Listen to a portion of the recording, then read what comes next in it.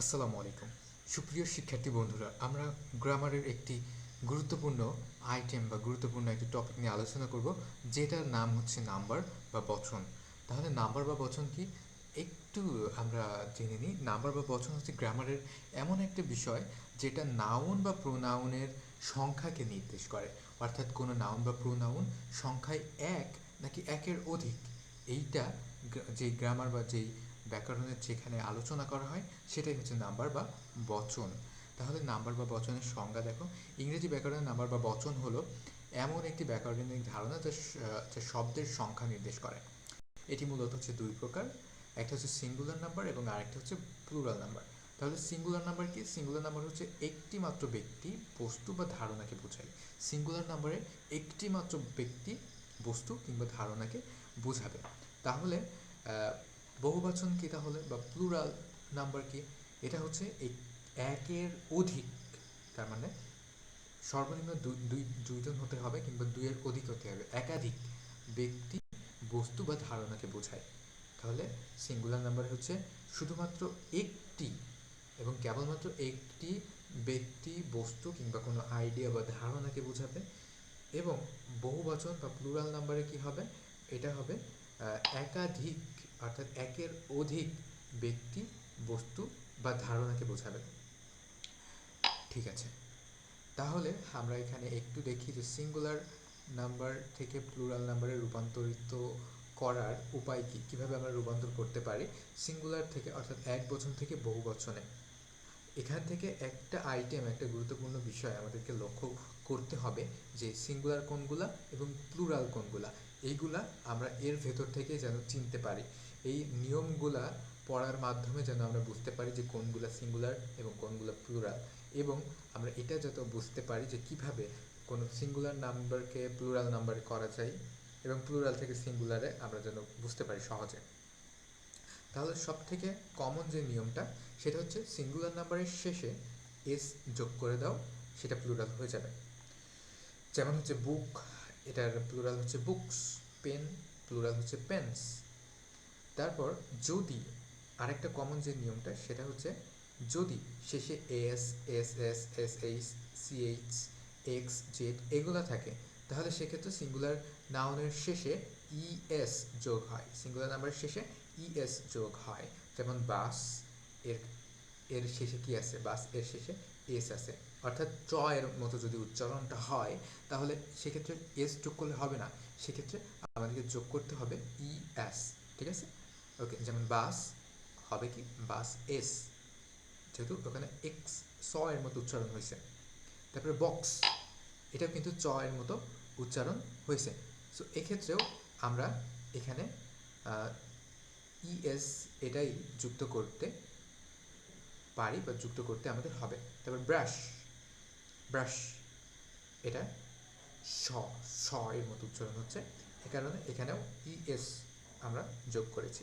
So এই দুইটা হচ্ছে বেসিক এবং সব থেকে কমন দুইটা রুল, কোথায় এস যোগ করতে হবে এবং কোথায় ইএস যোগ করতে হবে। তারপর যদি ওয়াই থাকে শেষে, যদি ওয়াই থাকে সেক্ষেত্রে আমরা কী করব? যদি ওয়াই থাকে সেক্ষেত্রে আমরা যেটা করতে পারি, আমরা ওয়াইয়ের আগে যদি কনসোনেন্ট থাকে সেটাকে আমরা লক্ষ্য করব যে যদি কোনো ওয়ার্ডের শেষে ওয়াই থাকে এবং ওয়াইয়ের আগে যদি কনসোনেন্ট থাকে, যেমন কি সিটি, এখানে ওয়াই আছে, ওয়াইয়ের আগে কি টি, টি একটা কনসোনেন্ট। এই কারণে আমরা ওয়াইটাকে পরিবর্তন করে দেবো কিসের সাথে? আয়ের সাথে। ওয়াইয়ের পরিবর্তে আমরা আই লিখব, ওয়াইটাকে আমরা বাদ দিয়ে দেবো, বাদ দিয়ে আই লিখব। আই লিখে আমরা শেষে ইএস এটাকে যোগ করে দেব এবং ইএসটা যোগ করার মাধ্যমে আমাদের হয়ে যাবে সিটিস।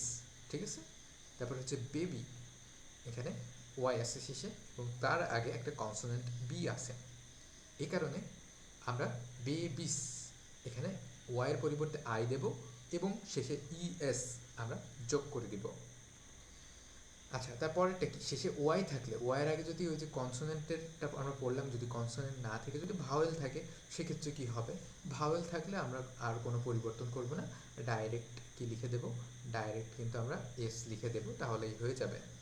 তারপর হচ্ছে যদি শেষে এফ ই, এফ বা এফ ই থাকে, সেক্ষেত্রে আমি কী করতে পারি, সেক্ষেত্রে এফ ই বা এফ এটার পরিবর্তে আমরা ইএস লিখে দেবো, অর্থাৎ এফটাকে আমরা পাঠাই দেব, সরাই দেব, ঠিক আছে। তারপরে হচ্ছে এফ ই যদি থাকে, যেমন নাইফ, তারপর হচ্ছে লিফ, লিফ এফটা উঠাই দিয়ে আমরা ইএসটা যোগ করে দিয়েছি, তারপরে নাইফ এফ ইটা আমরা বাদ দিয়ে ইএস যোগ করে দিয়েছি, আমাদের হয়ে গেছে। সেইভাবে ওয়াইফ যদি থাকে, ডাব্লিউ আই এফ ই, সেক্ষেত্রে আমাদের প্লুরাল নাম্বার হবে কি ওয়াইফস, ঠিক আছে।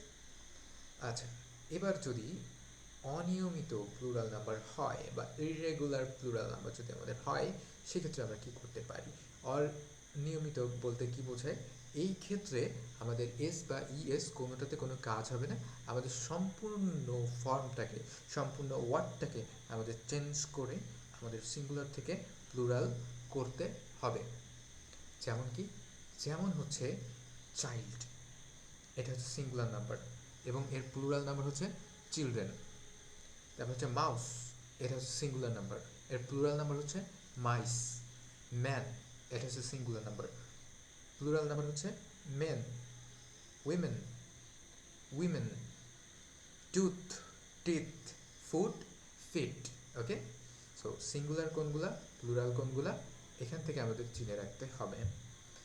এগুলো হচ্ছে ইরেগুলার বলা হয়, কারণ এইগুলা এস বা ইএস যোগ করে হয় না, এদের ভেতরের লেটারগুলোকে পরিবর্তন করতে হয়, এগুলা মাথায় রাখতে হবে সবগুলা।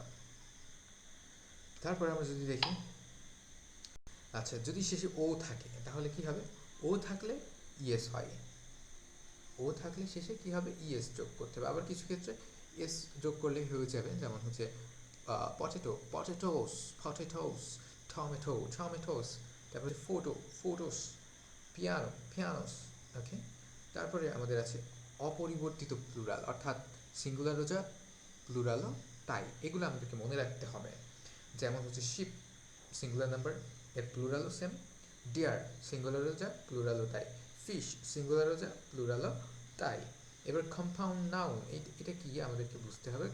এটার শেষে আমরা যখন কোনো নাউনকে দেখি, যে একটা নাউনের ভেতরেই আমরা যদি অনেকগুলো শব্দ দেখতে পাই, যেমন mother in law, father in law, brother in law, sister in law, তারপর হচ্ছে পাসার বাই, এইগুলো থাকলে এগুলোর শেষের শব্দটিকে আমাদের প্লুরাল করলেই হয়ে যাবে। যেমন হচ্ছে মাদার্স, মাদার আছে, মাদারের বদলে আমরা মাদার্স করলাম, হয়ে যাবে প্লুরাল। তারপর হচ্ছে যদি ব্রাদার ইন ল থাকে, আমরা ব্রাদার্স ইন ল বলবো, সিস্টার ইন ল থাকলে সিস্টার্স ইন ল বলবো। তারপর প্যাসার বাই, এটা হচ্ছে প্যাসার্স বাই। আচ্ছা, কিছু কিছু নাউনের শুধু প্লুরাল ফর্ম হয়, মানে কেবলমাত্র প্লুরাল ফর্মে হয়। যেমন হচ্ছে সিজার, হচ্ছে ট্রাউজার্স, গ্লাসেস। গ্লাসেস শুধুমাত্র কি ফর্ম হয়, শুধুমাত্র প্লুরাল ফর্মেই থাকে। আর কিছু কিছু শুধুমাত্র সিঙ্গুলার ফর্মে থাকে, যেমন হচ্ছে ফার্নিচার, তারপর হচ্ছে ইনফরমেশন, অ্যাডভাইস। এইগুলা যেহেতু গণনা করা যায় না, এই কারণে এগুলো কেবলমাত্র সিঙ্গুলার ফর্মেই থাকে। এগুলো হচ্ছে আনকাউন্টেবল নাউনের ক্ষেত্রে হয়, ঠিক আছে। আর কিছু কিছু প্লুরাল ফর্মেই থাকে, এগুলাকে আমাদের মনে রাখতে হবে, যেমন হচ্ছে সিজার্স, গ্লাসেস, ট্রাউজার্স। ওকে, সো এই হচ্ছে আমাদের নাম্বারের বেসিক আলোচনাটুকু। আশা করি এতটুকু সম্পূর্ণটা বোঝা গেছে কোনো সমস্যা ছাড়াই।